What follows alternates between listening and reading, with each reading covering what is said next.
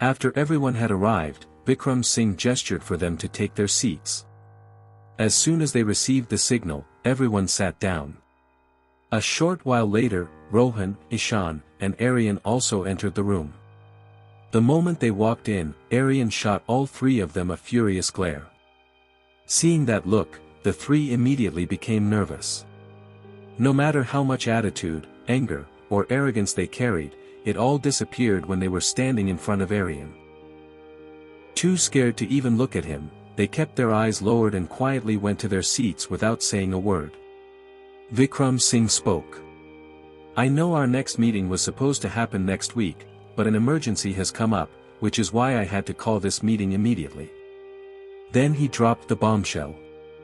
Devil is coming to India tomorrow. The moment those words left his mouth, Aryan's eyes turned red with rage. His fists clenched so tightly that his knuckles nearly turned white. Kabir immediately placed a hand over Aryan's and silently signaled him with his eyes to stay calm for now. Aryan somehow managed to control himself. Vikram Singh continued. All of you need to be extra careful now. Arman, Rohan, and Jay, you three listen carefully. You will stay completely away from him. He's only coming for a week, but his eyes will be on everyone. We've caused him a lot of damage, and sooner or later he'll definitely try to take revenge. The good thing is that he still doesn't know that NIA is the one behind disrupting his weapon smuggling operations. He believes that his own men are betraying him from behind. The moment he arrives, those traitors will be his first targets. At that moment, Kabir interrupted. Sir, technically he's not wrong. We only stopped his weapon supply routes. But someone also looted his drug shipments, alcohol consignments, and cargo ships. We had nothing to do with that. Since we didn't do it, obviously those attacks must have been carried out by his own people. Vikram Singh nodded. Exactly. That's the best part. He won't suspect us at all. He'll probably assume that the drug losses were also caused by his own men. Ishan spoke up.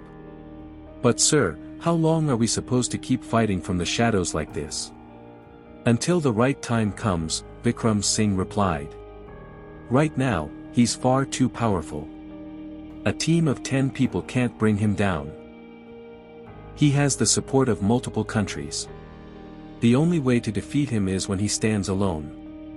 Be patient. A day will definitely come when he'll have no one left by his side. And don't forget, he also has the support of the Oberoi brothers. Then he turned toward the younger officers. Arman, Rohan, and Jay, you three will go undercover for a few days.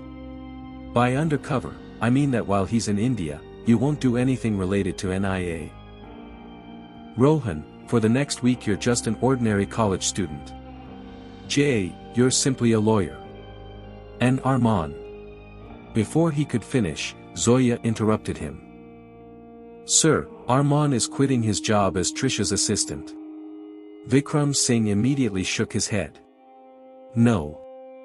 Arman cannot leave that job right now. Quitting suddenly at this stage would be a mistake. It could expose his identity. And with Devil arriving, leaving now would be even more dangerous. Continue the job for a few more days. Then his expression became serious.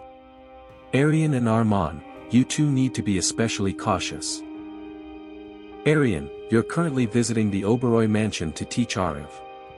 And Arman, you're Trisha's assistant. There is a very high chance that both of you will come face to face with him. Kabir immediately added. Sir, not just those two.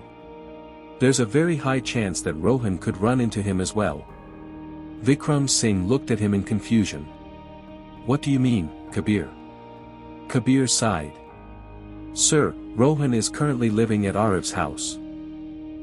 The moment he heard that, Vikram Singh slowly turned toward Rohan. Why are you living in Aarav's house? Rohan then explained the entire situation to him. The more Vikram Singh listened, the angrier he became. Rohan, is NIA a joke to you? How could you do something this foolish? By staying with him, there's a very high chance your identity could be exposed. Rohan immediately defended himself. But sir, Aryan sir also goes to Rayungsha's house. Vikram Singh snapped. Are you Aryan? If your truth suddenly comes out tomorrow, can you protect yourself? Rohan fell silent. Vikram Singh continued sternly. First of all, Aryan going to Rayungsha's house wasn't his choice. That happened because of circumstances. Unlike you, he didn't lose some ridiculous bet. And even if you had lost, who forced you to keep your promise? What would have happened? People in college would have called you a liar. They would have made fun of you for a few days and then forgotten about it. But no. Your pride couldn't tolerate that, could it? Rohan lowered his head. Vikram Singh's tone softened slightly. Rohan, our job is to protect the people of this country. And sometimes, to fulfill that responsibility, we have to bend. We're worried about you, that's why I'm saying all this. Aryan is strong. If something goes wrong tomorrow, he can handle it. You're not there yet. You might be capable of defeating Aarav alone, but Aarav isn't alone. There are many powerful people standing behind him. Don't make a mistake like this again. Rohan quietly nodded. Meanwhile, watching all of this, Kabir thought to himself. Sir is so innocent. He actually thinks these kids are going to listen to him. Never. They're young blood. They won't listen to anybody. Then again, it's not like we listened when we were their age either. Vikram Singh then turned toward the senior officers. Zoya, Kabir, and Aryan. You three must work carefully. Especially you, Aryan. You're the one most likely to cross paths with him, so he'll pay extra attention to you. At the same time, we can't stop doing our jobs. I trust the three of you completely. That's the only reason I'm asking you to take such risks. Just then, Vikram Singh's phone rang. Seeing the caller ID, he stood up. Excuse me. He walked out of the room to take the call. The moment Vikram Singh left, Zoya, Kabir, and Aryan turned toward the three younger officers with angry expressions on their faces. After Vikram Singh left the room, Aarav, Rohan, and Jay silently swallowed their fear. Aryan, Zoya, and Kabir were glaring at them with obvious anger. Meanwhile, Arman was completely relaxed. He looked like a member of the audience enjoying a live show. Kabir spoke first. Rohan already got his lecture from Sir, so Rohan, move aside. Rohan immediately stepped away and went to stand beside Arman. He let out a sigh of relief. Thank God Vikram Singh Sir scolded me first. He only gave me a lecture. These three would have given me an actual punishment. Kabir then turned toward Ishan. Hello, Mr. Ishan. How are you doing? Everything going well in life? Before Ishan could answer, Zoya joined in. Oh come on, Kabir. That's not the right question. She looked at Ishan sweetly and said. You should ask whether he's sobered up yet or not. The moment he heard that, Ishan became nervous. Ma'am, what are you talking about? I don't understand. Zoya smiled. Oh, my sweet little boy, you really don't know what we're talking about. Ishan immediately surrendered. Sorry, ma'am. I made a mistake. Aryan spoke coldly. A mistake? Do you even have any common sense? Such a huge act of negligence. You couldn't handle one defeat. Ishan, Abhimanyu is your senior in that field. Obviously he has more experience than you. It was completely natural for him to win. And he may very well defeat you again in the future. So what are you going to do then? Get drunk again? Ishan lowered his head. Aryan continued. If you wanted to drink that badly, you could have done it at home. And in your anger, you left Jay there alone. Then Aryan turned toward Jay. And you? Is the upper floor of your brain empty? That was a jungle, not a public park where you could casually go for a walk. What if a wild animal had attacked you? He looked at all of them. What exactly do you people think of yourselves? Do we look like fools to you? You never listen to us. You always do whatever you want. Taking a deep breath, Aryan said. Fine. You've already done what you wanted. Now we'll do what we should. The room immediately became tense. Aryan folded his arms. The three of us have decided to remove all of you from this case. The four younger officers froze. You won't continue working on this case anymore. And after this week, none of you will even stay in Mumbai. He pointed toward Ishan and Jay. You two are going to Kolkata. You'll get a new case there and start working on it. Then he looked at Rohan. And you're going to Chandigarh. Finally he turned toward Arman. And you're going to Delhi. The four of them looked devastated. None of them wanted to leave the case. Ishan immediately stepped forward. We're really sorry, sir. We won't make this mistake again. Please give us one last chance. Jay, Arman, and Rohan quickly joined him in apologizing. All four of them looked as if they were about to cry. The moment Aryan, Zoya, and Kabir saw their faces, they couldn't hold it in anymore. All three burst out laughing. The four juniors stared at them in complete confusion. Kabir laughed even harder. You should see your faces right now. The mighty devil slayers look like they're about to start crying any second. Rohan frowned. Sir, have you gone crazy? Why are you laughing like that? Zoya chuckled. We're not crazy. We've just made all of you crazy. What? Did you actually think we were removing you from the case? Ishan blinked. Wait, you were joking. Kabir nodded. Obviously, man. How could we remove you from a case halfway through? If all of you suddenly disappeared, wouldn't people start getting suspicious? We're not idiots. You guys keep giving us heart attacks, so we thought we'd return the favor for once. The four juniors finally breathed a sigh of relief. Aryan then added. But that doesn't mean you're getting away without punishment. You will be punished. He looked at Ishan. What's Jay's favorite food? Ishan answered immediately. Sir, Jay loves vegetable pulao. He can eat it every day. Aryan nodded. Good.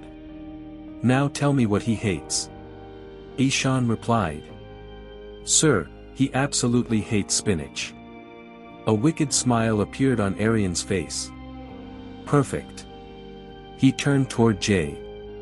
For the next week, you'll only eat food made from spinach. And don't even look at pulao. Jay looked horrified. Please, sir. Not that. Give me any other punishment. You know food is my weakness. Aryan smiled. Exactly. That's why I'm giving you this punishment. And don't try any smart tricks. I'll be keeping a close eye on you. Kabir laughed. Alright, Jay's punishment is settled. Then he turned toward Ishan. Now what should we do with you? He pretended to think for a moment. For the next week, you'll drink bitter gourd juice every morning for breakfast. Ishan looked completely betrayed. Sir. What kind of punishment is that? Who drinks bitter gourd juice? It's unbelievably bitter. Kabir raised an eyebrow. Really? And alcohol tastes like honey, does it? Because you didn't seem to find that bitter when you were drinking it. Ishan immediately lowered his head in embarrassment. Zoya looked around. Who's left now? Kabir pointed at Rohan. The little kid. Rohan. Zoya smiled. I'll let you off this time because you're the youngest. But if you do something like this again, you'll get a very strict punishment. Rohan immediately nodded. I promise, ma'am. I'll never make a mistake like this again. Zoya smiled. Good. That's the best option for you. Kabir shook his head dramatically. Kids these days. I seriously don't understand why you all show off so much. What do you even gain from it? Hearing that, Ishan thought to himself. Look who's talking. He's calling us kids these days as if he's some old man. He's barely 4 years older than me. Well, everyone thinks according to their own age, I guess. Rayansh immediately returned home. As soon as he entered the mansion, he saw Abhimanyu and Aarav sitting in the hall. Ved and Robert were there as well. Walking over to the sofa, Rayansh sat down and said. Tell me, Abhimanyu, what happened? Abhimanyu replied. They're arriving from Dubai tomorrow. Rayansh remained silent for a few moments before speaking. Well, they were bound to come. We've caused them a significant amount of damage. It doesn't matter. Now that they're coming, they'll make sure to fix everything before they leave. Turning toward Robert, Rayansh said. There shouldn't be any shortcomings in their welcome tomorrow. Decorate the entire mansion properly. It's been a long time since they've come here, and I don't want anything lacking in their reception. Robert immediately nodded. Yes, boss. Everything will be taken care of. There won't be any shortcomings. Then Rayansh looked at Aarav. Aarav, don't go to college for a few days. Stay here. They're only coming for a short while, so spend some quality time with them. Aarav smiled. Obviously, brother. You don't even need to tell me that. But someone else is staying with me right now as well. He'll be here too. Abhimanyu raised an eyebrow. Who? Aarav replied. He studies with me in college. His name is Rohan. Abhimanyu smirked. Your boyfriend? Aarav instantly shook his head. No, bro. Unfortunately, nothing like that yet. But he's pretty hot, so my mind could change anytime. With that, Aarav burst into laughter. The next day, the devil had already left Dubai and was on his way to India. Marcus was accompanying him. After nearly 15 hours, his private jet finally landed in India.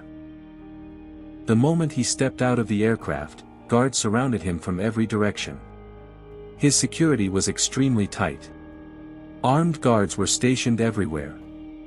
News of his arrival had already spread throughout the country, which naturally increased the threats against him. As soon as he got off the jet, he entered his car and immediately headed toward the Oberoi Mansion. About an hour later, his vehicle entered the mansion grounds. The devil stepped out of the car and walked inside. The moment he entered, he spotted Aarav, Rayansh, and Abhimanyu standing near the entrance. A smile appeared on his face. Rayansh walked forward and hugged him. The devil hugged him back warmly. After separating, Rayansh said, You took quite a long time to come back, Viruddh. Did Dubai become too dear to you? Viruddh laughed. Nothing like that. I like Dubai, but my brothers are my life. Work keeps me there. Then Viruddh turned toward Abhimanyu and Aarav and pulled both of them into a hug. So, how are you two? Abhimanyu smiled. I'm perfectly fine, Bia. Then he asked. How are you? Viruddh grinned. I'm doing great. You can see that for yourself. Rayansh gestured toward the dining area. Come inside, Bia. Viruddh nodded. Lunch is ready. Eat first, then we can talk comfortably. Again, Viruddh nodded. Soon, everyone gathered around the dining table. The moment Viruddh saw the food, a smile spread across his face because every dish on the table was one of his favorites. Everyone started eating. While having lunch, Viruddh casually said. Rayansh, what's going on these days? You've been making quite a few rounds around someone's house lately. And now you're even inviting them over. The moment he heard that, a smile appeared on Rayungsha's face. Nothing can stay hidden from you, can it? Even while sitting in Dubai, you know everything that's happening here. Viruddh smirked. Of course I keep an eye on things. Otherwise, how would I know what's happening in my brothers' lives? After a pause, he added. By the way, invite this professor over for dinner sometime. I'd like to meet the person who has managed to catch my brother's attention. Rayungsha replied. Sure. I'll invite him tomorrow itself. But don't mention anything in front of him yet. He doesn't know anything about this. At the moment, we aren't even proper friends. Viruddh raised an eyebrow. Since when did you become this patient? Whenever you liked something, you simply took it. So what happened now? Then a dangerous smile crossed his lips. If the professor doesn't agree, just have him picked up. If kindness doesn't work, force will. And if you don't want to do it, I'll do it for you. I'll have him brought here today itself. Within 2 days, I'll make him so desperate that he'll beg to come to you on his own. Rayungsha immediately shook his head. That's not necessary, brother. I'm just giving him some time. If he agrees willingly, that'll be the best outcome. Otherwise.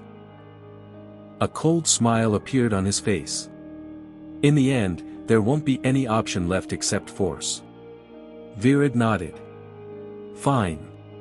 But if you need my help, let me know. Rayungsha nodded in agreement.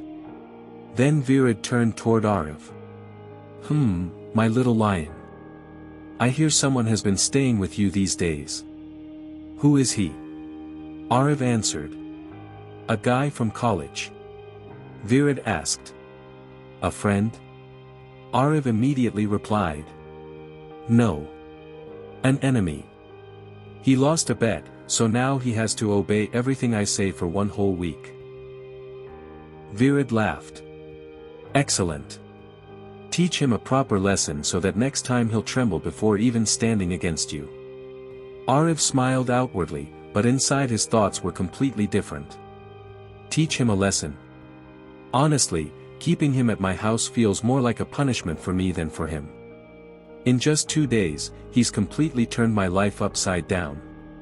And why would he be scared of me?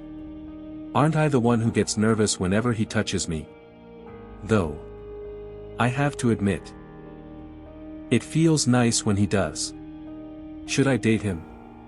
But how would I handle that arrogant idiot? He's already so bossy with me now. If we start dating, he'll probably act like he owns me. What if I end up becoming a victim of domestic violence? Aarav shuddered dramatically at the thought while continuing to eat, completely lost in his own ridiculous imagination. Viruddh looked toward Abhimanyu and asked. Where is Trisha?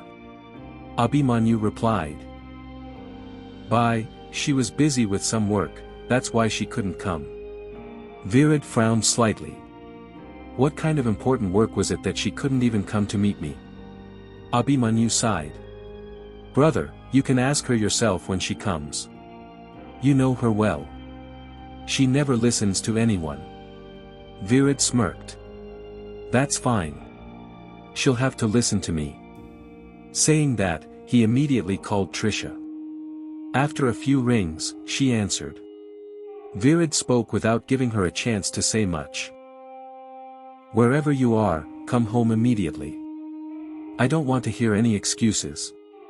Before Trisha could respond, he disconnected the call. Abhimanyu then said. Brother, a lot of damage was done while you were away. I think it'll take more than a week to set everything right again. Viruddh continued eating calmly. I know. Then his expression turned serious. I'm not here for just 1 week. I've come for several months. The 1-week stay was merely a false rumor I spread so I could quietly keep an eye on my enemies while staying here. His eyes became cold. This time, I won't leave until I've finished every single one of them. Seeing that level of anger on Viruddha's face, Aarav thought to himself.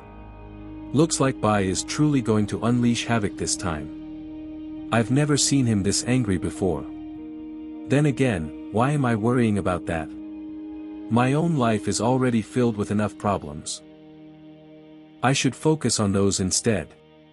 After some time, everyone finished eating. Standing up from his chair, Viruddh said, "Rayansh, invite the professor for dinner tomorrow." Then he added, "And invite his family as well." Rayansh replied, "He doesn't really have a family. There's only one friend whom he values a lot." Viruddh nodded thoughtfully. "Fine. Invite that friend too." A calculating smile appeared on his face.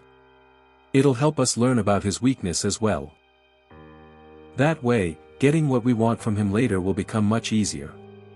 Suddenly, Viruddh's phone rang. He immediately answered. "All right. I'm coming right now." After saying that, he disconnected the call. Turning back to everyone, he said, "I have some important work to handle, so I'm leaving now. I'll see everyone directly at dinner tomorrow." Rayansh didn't object. He knew Viruddh had countless matters to deal with at the moment. There was no point in stopping him. Viruddh said goodbye to everyone and left. 12 a.m. Aarav returned home from the Oberoi Mansion. The moment he arrived, he went straight to his room. After freshening up and changing into his night suit, he stepped back outside. He had already eaten dinner at the mansion. Just then, Rohan suddenly crossed his mind. Aarav walked toward Rohan's room. The lights were off. Slowly and quietly, he moved through the darkness toward the bed. He placed a hand on the blanket. The moment his hand touched it, something felt strange. Suspicious, Aarav immediately turned on his phone's flashlight. Then he yanked the blanket away and threw it aside. The moment the blanket came off, Aarav received the shock of his life. There was no Rohan on the bed. Only a pile of pillows. Aarav stared in disbelief. Where did he go this late at night? His expression darkened. And without telling me? Crossing his arms, he muttered. Just let him come home. I'll show him today. How dare he go somewhere this late without informing me? Meanwhile, after Vikram Singh's meeting ended, Rohan immediately left to return to Aarav's house. He was riding his bike at high speed. He was worried that Aarav might wake up. If he wakes up, he'll ask 100 questions, Rohan thought. About 30 minutes later, he finally reached the house. He parked his bike a short distance away to avoid making any noise. Quietly, he climbed through the window and entered his room. Once inside, he switched on the light. Then he hurried to the bathroom. After freshening up, he came back out. Rohan was completely exhausted. All he wanted was sleep. As he reached for the blanket and pulled it back, his eyes widened in shock. Because beneath the blanket, Aarav was lying there. Seeing Rohan's stunned expression, a crooked smile appeared on Aarav's face. Sitting up on the bed, Aarav said. Same reaction. He folded his arms. That's exactly how I reacted when I found pillows sleeping in your place. Then he stared at Rohan suspiciously. So, where were you this late at night? His gaze sharpened. And why didn't you tell me? Rohan was still frozen in place. His brain was desperately searching for an answer. Aarav pressed again. I asked where you went. This time, Rohan finally spoke. What's it to you? He crossed his arms defensively. I can go wherever I want. My choice. Then he added. And what are you, my wife? Why are you interrogating me like this? Aarav shrugged. Fine. Don't tell me. A mischievous smile appeared on his face. I'll find out myself. The moment he heard that, Rohan panicked. If Aarav tried to investigate, there was a chance his real identity could be exposed. So he quickly lied. It was my girlfriend's birthday. She threw a party. The moment the word girlfriend left Rohan's mouth, Aarav's eyes widened. For some reason, he didn't like hearing that at all. The idea that Rohan had a girlfriend made something inside him sting. A strange feeling settled in his chest. And the worst part was, he had absolutely no idea why it bothered him so much. The moment Aarav heard the word girlfriend, he had no idea why, but a strong wave of jealousy rose inside him. Angrily, he muttered to himself. Who is that girl? I won't spare her. Seeing him so upset, Rohan asked. What happened? Aarav quickly replied. Nothing. Rohan raised an eyebrow. Nothing? Then why do you look like you're burning with rage? Without waiting, Aarav started firing questions one after another. Who is this girl? How long have you known her? How many years have you been in a relationship? Does she study in our college or somewhere else? Do you love her? Have you ever kissed her? He paused briefly before continuing. Or done anything more than that? Have you slept together? Listening to this endless stream of questions, Rohan's head started spinning. He immediately stopped him. Hey! Enough already. You're asking one question after another. Even an overly possessive wife wouldn't interrogate someone this much. Then he narrowed his eyes suspiciously. By the way, why are you so interested in my relationship?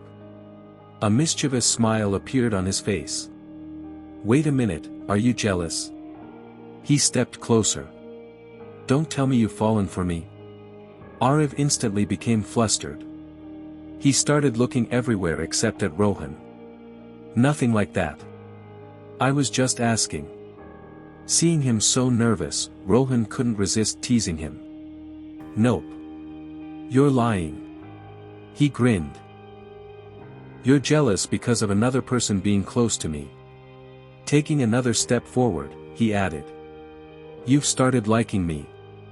Then dramatically he declared. Whether you admit it or not, you're in love with me. As Rohan moved forward, Aarav unconsciously stepped backward. Step by step, he retreated until his back finally hit the wall. Rohan laughed when he noticed.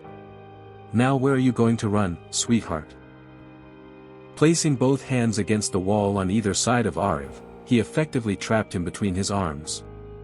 Leaning closer, he said playfully. Come on, just admit it. Tell me you love me. His grin widened.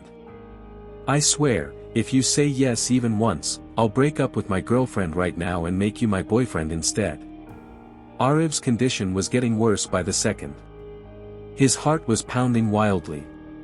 Being this close to Rohan made warmth spread through his entire body. And Rohan's teasing words were only making things harder. Aarav felt like he couldn't endure it any longer.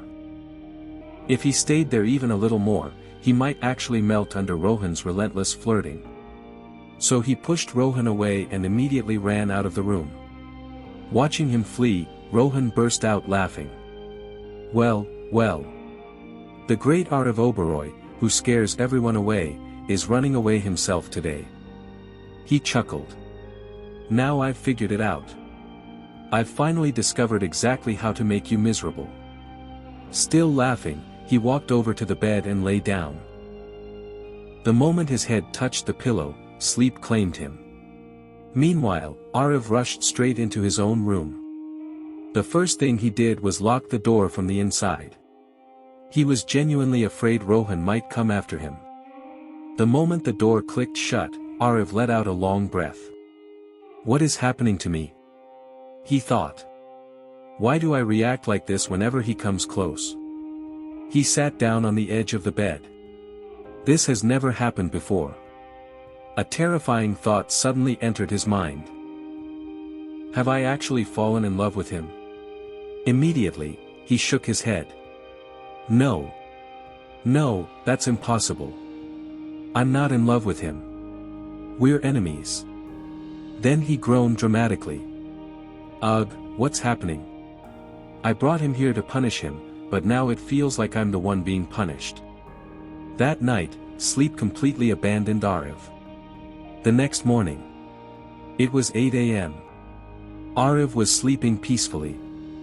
He had set an alarm for 7:00 a.m., but the clock had practically exhausted itself trying to wake him up. Aarav, however, refused to cooperate. Only when the sunlight fell directly onto his face did he finally wake up. Groggily, he opened his eyes. The moment he saw the scene in front of him, his eyes widened in shock. He instantly sat upright. "Why you, what are you doing here?" Sitting comfortably on Aarav's bed was none other than Rohan. And he was smiling. Rohan smiled warmly and said, "Sweetheart, I wanted to see you first thing in the morning." Then he added dramatically, "I've heard that if you see a beautiful face first thing in the morning, the whole day goes well." His smile widened. "And honestly, nobody has a better face than yours." He looked Aarav up and down. "I swear, you're glowing even before taking a shower." Then he asked teasingly, "What's the secret behind your beauty?" Aarav groaned. "First of all, what's with all this sweetheart nonsense since yesterday?" He pointed at himself. "My name is Aarav. Just call me Aarav." Then he narrowed his eyes. "And tell me one thing. How did you suddenly transform from a bitter gourd into a sweet rasgulla?" Rohan laughed. "Well, sweetheart, you're simply amazing. How can anyone stay enemies with you?" Aarav immediately snapped. "Enough. Stop calling me sweetheart." Rohan raised both hands in surrender. All right. Don't get angry." Then he pointed toward the door. "Breakfast is ready. Go take a shower first." Aarav nodded. Smiling, Rohan casually said, "Let's go shower." Aarav's eyes nearly popped out of their sockets. What are you saying?" Rohan blinked innocently. "I said let's go shower." Aarav stared at him suspiciously. After thinking for a moment, Rohan suddenly realized something. "Wait." His grin returned. "You're not thinking that I meant showering together in your bathroom, are you?" He laughed dramatically. "Oh no, you naughty boy. What kinds of things are you imagining?" Aarav's face immediately turned red. Rohan continued. "What I meant was, you use your bathroom and I use mine. I haven't showered yet either. I was about to go, so I simply said let's go shower."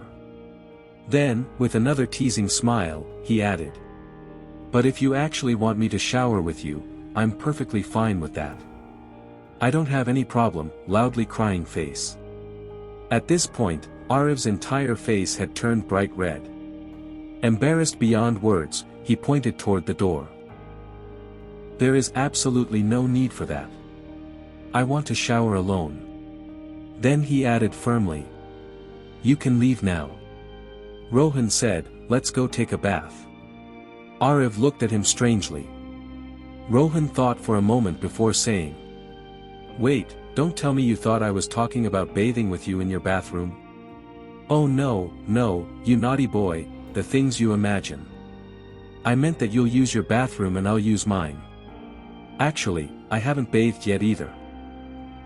I was about to go freshen up myself, so I simply said, let's go take a bath." Then he smirked. "But if you want me to bathe with you, I'm totally fine with that. I have no problem at all." Aarav's face instantly turned red from embarrassment. Rohan's shameless flirting was becoming harder and harder to handle. "There's absolutely no need for that. I want to bathe alone. You can leave now." Rohan grinned. "All right. But if you ever change your mind, feel free to tell me.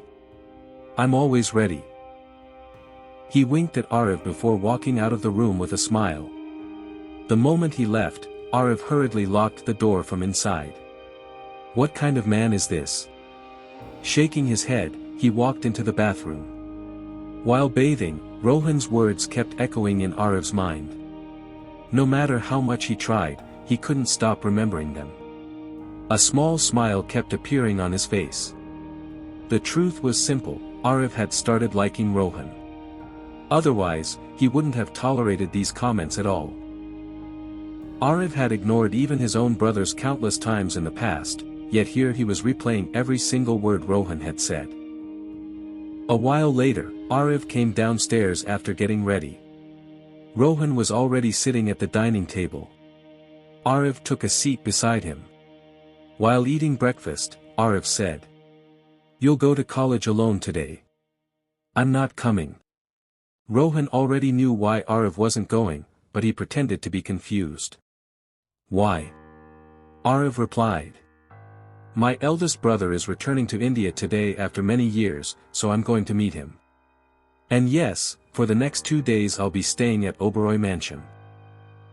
Which means you'll stay there with me as well. I'll come pick you up as soon as college is over." The moment Rohan heard that, he became nervous. "No. Oberoi Mansion is too risky. Viruddh will be there as well. Sir had clearly warned us to stay away from him. But I don't really have a choice now." "Alright, Rohan. For a few days, stop playing detective. Act completely normal. Just like an ordinary college student." Meanwhile, Viruddh had already left Oberoi Mansion. Several vehicles were traveling with him. About an hour later, his convoy stopped near an old ruined structure. An abandoned building stood deep inside the forest. There were no other houses anywhere nearby. Viruddh stepped out of the car and walked straight inside. The moment he entered, painful screams echoed through the building. Without reacting, he headed toward a room in the basement. The room was dimly lit. Viruddh sat on a chair like a king on his throne. In front of him, 3 men were hanging upside down from the ceiling. Their condition was horrifying. Not a single piece of clothing remained on their bodies. Cuts covered their skin, and blood flowed from many wounds. Viruddh's expression remained completely cold. He looked toward John. "Did they say anything?" John shook his head. "No, boss. I've been trying since morning, but they still haven't revealed anything. Looks like we'll need to torture them more." Viruddh shook his head. "No need. They're not going to talk. There's no point wasting more time. They'll take their secrets to their graves." John asked. "Then what should we do with them, boss?" Viruddh signaled Marcus. Marcus immediately gestured to one of his men. A few moments later, the man returned carrying 2 large bottles. The 3 prisoners didn't understand what was happening. But they knew one thing for certain. Viruddh was a monster. He would never grant them an easy death. Viruddh calmly said, "Marcus, record a video." Following Marcus's instructions, a guard stepped forward and placed large containers directly beneath the heads of the 3 hanging men. Another man approached and poured the liquid from the bottles into the containers. The liquid was acid. The prisoners instantly turned pale. At Viruddh's signal, the ropes were slowly lowered. The men descended inch by inch toward the containers. As the distance between their heads and the acid became smaller, terror completely consumed them. Their breathing became erratic. Their eyes filled with panic. Only a few inches remained. Then suddenly, John yanked the rope. The 3 men's heads plunged into the containers. Agonizing screams exploded throughout the basement. The cries echoed from every corner of the room. As everyone else looked disturbed, a strange sense of satisfaction appeared in Viruddh's eyes. He listened to their screams in silence. Then he turned toward Marcus. "Send this video to everyone. I want nobody to even dream about betraying me. And dump their bodies in the forest. I can hear animals growling outside. They're useless to us now. At least they can feed something." Then his expression hardened further. "Keep an eye on everyone. I don't know why, but I have a feeling NIA is involved in this somewhere. Those people aren't the type to sit quietly. That old man, Vikram Singh, is far too clever.